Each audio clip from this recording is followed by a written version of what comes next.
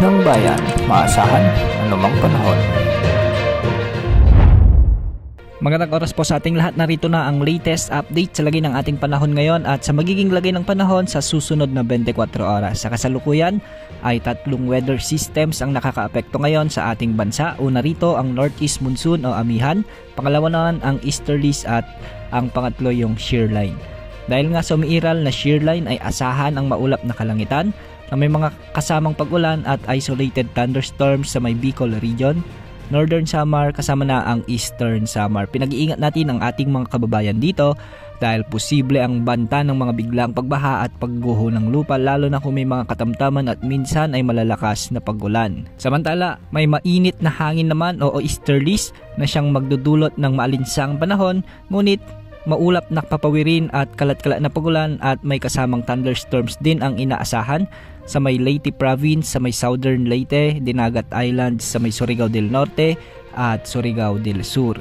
Posible rin ang banta ng flash floods o landslides lalo na kung may mga katamtaman at minsan ay malalakas na pag-ulan. Samantala, sa Cagayan Valley, Aurora at Quezon Province ay magiging maulap naman ang mga kalangitan na may mga kasamang mahihinang pag-ulan. Dulot pa rin ito ng umiiral na northeast monsoon. At sa Metro Manila at nalalabing bahagi ng Luzon ay northeast monsoon din ang magdudulot ng bahagyang maulap hanggang sa maulap na papawirin na may mga kasamang kalat-kalat na mahihinang pag-ulan. Samantala easterlies naman ang magdudulot ng maalinsang panahon at bahagyang maulap hanggang sa maulap na kalangitan na may kasamang isolated rain showers and thunderstorms sa nalalabing bahagi ng ating bansa, particular sa Visayas at Mindanao. Dahil naman sa umiiral na northeast monsoon ay asahan ang mga pag-alon sa ating mga karagatan lalo na sa northern at central Luzon mula 2.1 hanggang sa 3.7 meters na mga pag-alon at sa lalalabing baybayin naman ng ating bansa ay posible ang 0.6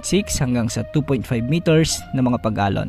Bukas asahan pa rin ang pag-iral ng amihan, shearline at easterlies sa malaking bahagi ng ating bansa. Ngunit wala naman tayong namomonitor na anumang sama ng panahon gaya ng LPA o bagyo na posibleng pumasok sa ating area of responsibility hanggang sa susunod na linggo o hanggang sa katapusan ng Enero.